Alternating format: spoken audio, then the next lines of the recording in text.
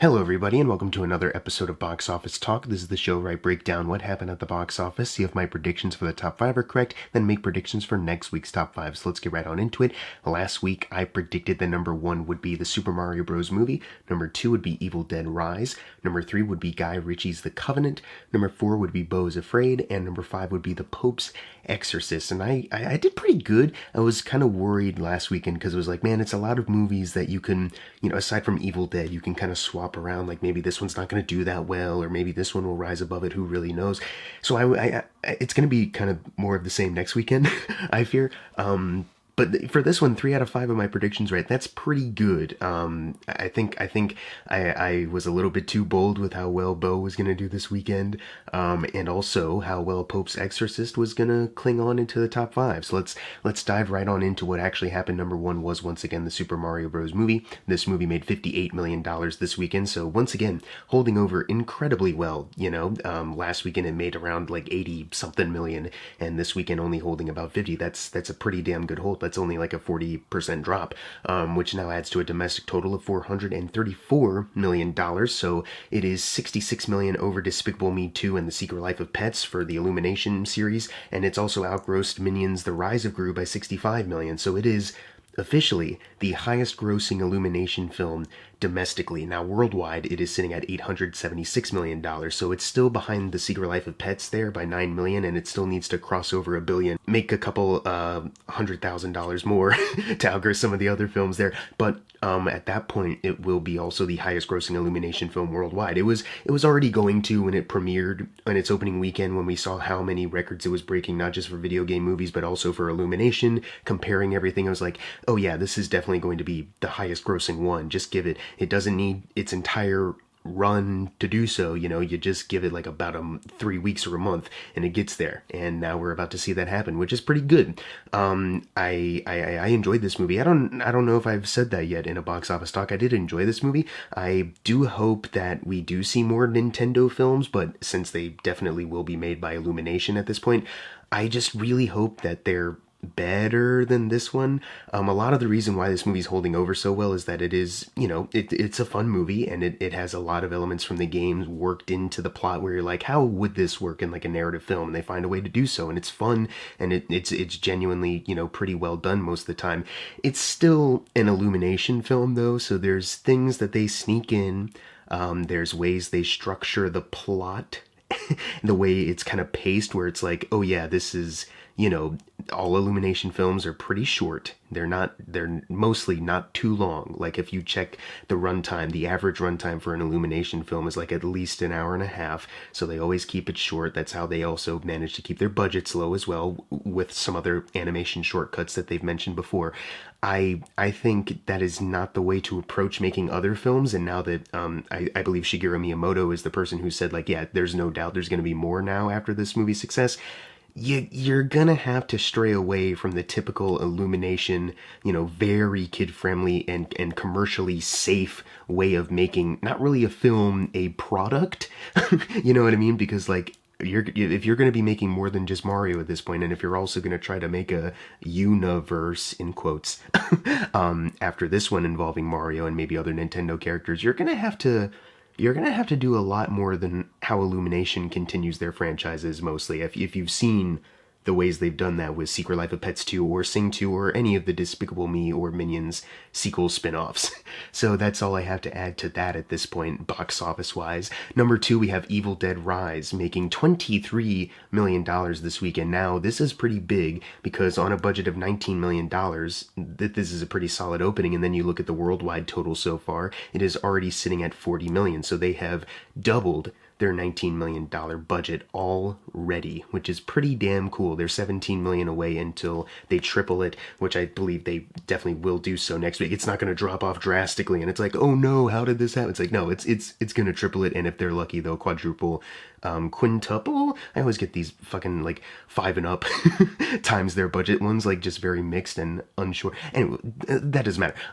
It's doing pretty well, and when you compare it to the other Evil Dead entries. It had an opening weekend 2 million below the 2013 remake, but it doesn't really matter because it's still, higher than all the other ones, because, 80s and 90s kind of releases, and they were still kind of more of like, the cult following was starting to develop with each release, but it wasn't where it kind of is now. It has already outgrossed the entire runs of The Evil Dead by 21 million, Evil Dead 2 by 18 million, and Army of Darkness by 12 million. That's just domestically, and then it's behind the 2013 remake by 31 million, and then worldwide, as I mentioned, 40 million in total. It has outgrossed The Evil Dead by 11 million, Evil Dead 2 by 35 million, and Army of Darkness by 19 million, and it needs 59 million till it gets to the 2013 remake. And I think, it's pretty smart to keep this on a lower budget, and I guess the big thing is that they didn't try to go for like a big star to like lead this. It's, people who have done work before, but it's not like a household name leading this thing, and I think that is like a pretty effective way to keep a cost low. That way, when you get a pretty good opening weekend like this, it's not viewed as a disappointment, because sometimes you get like a big lead, the budget is, a little bit higher, especially if it's like an ensemble of names. The budget's a little like done by any other studio, done by any other team, this Evil Dead remake might have a budget of like maybe 50 million, and then you have like a like an opening, and it still wouldn't be bad, but it wouldn't be as much of a success and much more, financially viable at that point. It's just kind of a smart business decision at that point. I don't know if any of this makes any sense to anybody, but it's pretty cool, and I like this movie. If it does lead to making more, I hope that I hope that continues to work out for them, quality wise, as far as I hope the movies are still good, because they have been for so long. Every entry is good or great. And I also hope that it doesn't have waning interest from audiences. I think at that point you would have to find a way to really kind of expand and keep it interesting. The fact that they are like, okay, it's not a remake, it's set in a different setting now, and we have a new batch of characters. It's like, okay, you're finding a way to keep that interesting at least, and it's not the same like, oh, more characters are in a cabin. They flirt with that idea in some, really just one sequence in this new one. But other than that, it's all set in like this apartment. It's like, okay, that's a way to keep it fresh. So yeah, this is a pretty good start for this movie. Watch Ash versus the Evil Dead, by the way. Let's move on to number 3, which was Guy Ritchie's The Covenant. I got this prediction right, but I thought this would at least get into like the double digits, and it only made $6 million this weekend, so that was a big blow to my ego. And this is, of course, on a budget of $55 million. Somebody pointed out on Twitter, like, this is the second time in a row that Jake Gyllenhaal has starred in an April release.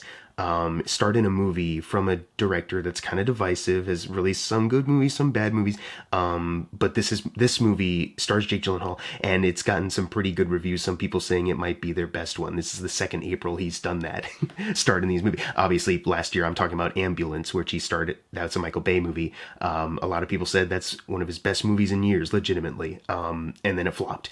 And some people said The Covenant, Guy Ritchie, this is one of his best movies in years. It's pretty damn good. Better than Operation Fortune or Wrath of Man.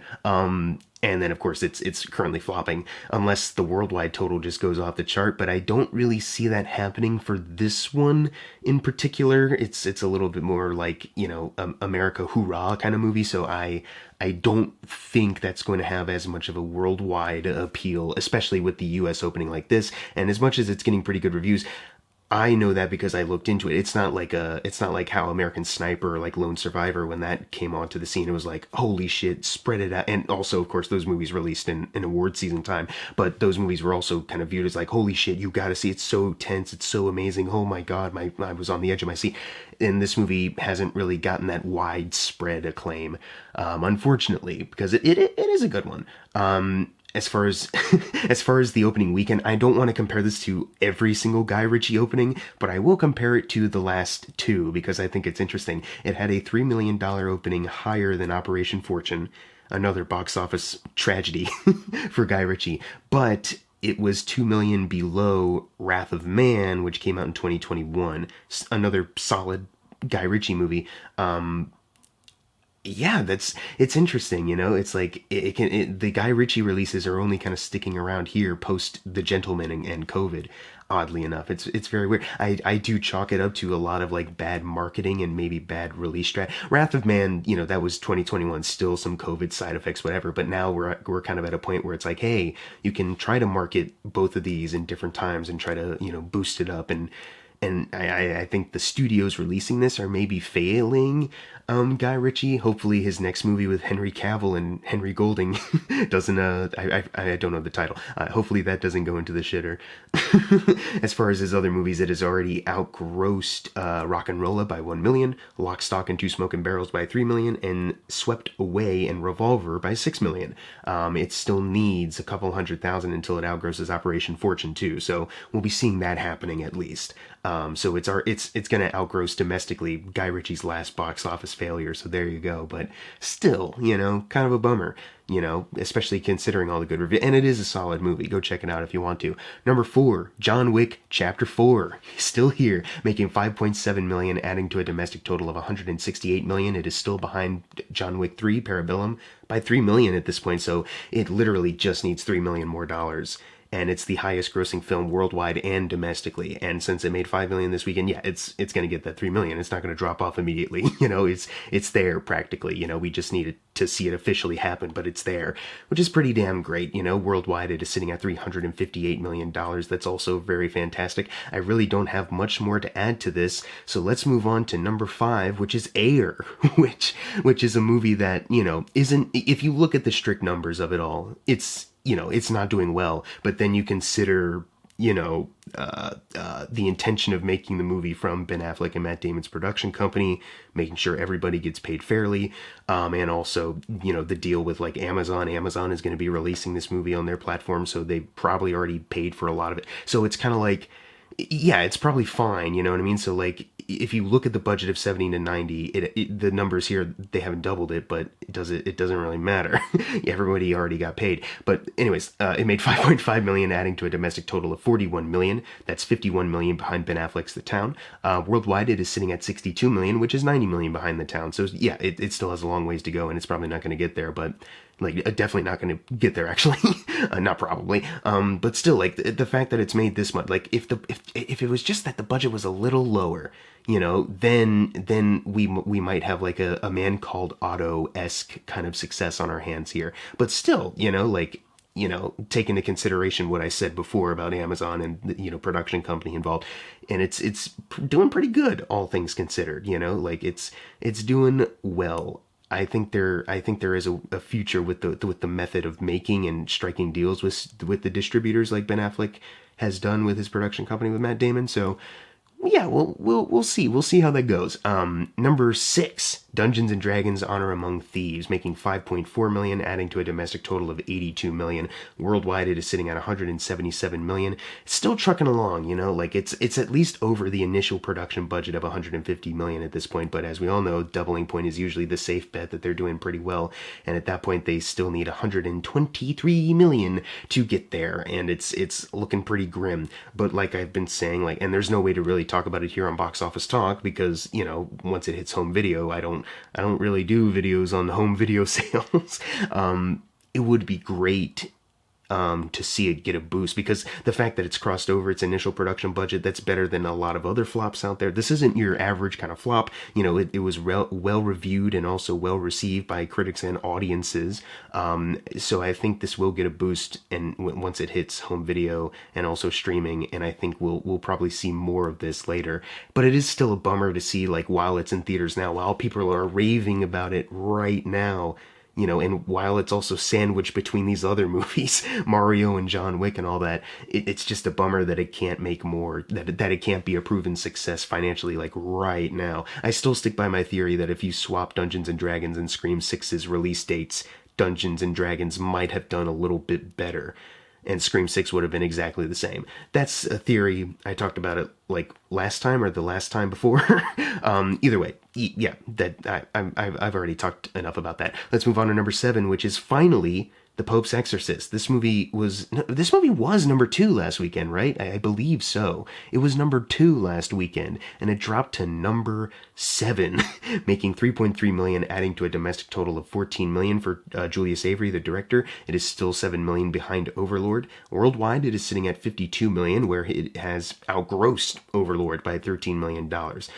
So there you go, and also it's only 2 million away until it triples its $18 million budget. budget. So, it's doing fine. It's going to get that 2 million at least and triple that budget. Sorry. It's just, I was really surprised to see it drop, but I guess maybe I shouldn't have been that surprised because it's not like people are raving about this. I've seen some people kind of be like, well, it wasn't great, but, I was pleasantly entertained by it, that kind of response. But like, I recognize the size of the theater that I was in. I probably, when I saw this movie, like I could have guessed like, yeah, this will probably do fine with the people that are filling up this tiny ass theater that I'm currently in, but it's probably not gonna do well once it's done, once it's out of its opening weekend. And there you go. I mean, it's tripling its budget. It's done well, but it just doesn't have the kind of staying power that, like a Smile would have, you know what I mean? Because that was a genuine like, hey, this is surprisingly good. Let's talk about this one. This is interesting. And Pope's Exorcist is more of the same. It's like an off-brand Conjuring with Father Amort. Anyways, let's move on to number 8, which is Renfield. God, dropping from number 4, a devastatingly bad number 4 opening, to number 8.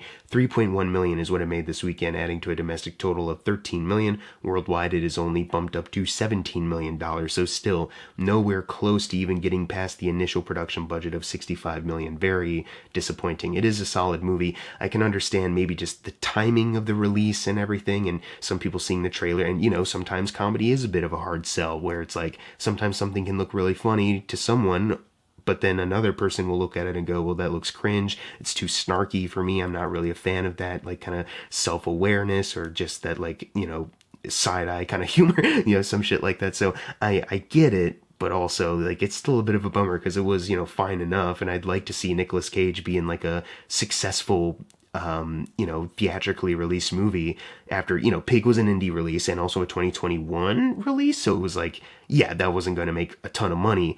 And then Unbearable Weight of Massive Talent came out. That was kind of a flop because the numbers are really low on that, even though the initial hype was, Nick Cage is playing himself and Pedro Pascal's in it. It's a comedy. And then it just didn't do that well. I would love to see Nick Cage be in a movie that's like, commercially successful in the theaters again, that isn't, fucking Spider-Verse, anything that's like a franchise, because, he is finding, like, even though Renfield's based on Dracula, but, it's a new take, he finds these movies, like Unbearable Weight of Massive Talent is incredibly, original. So was Pig, that was pretty good as well. So, like, I just need more original ideas to succeed.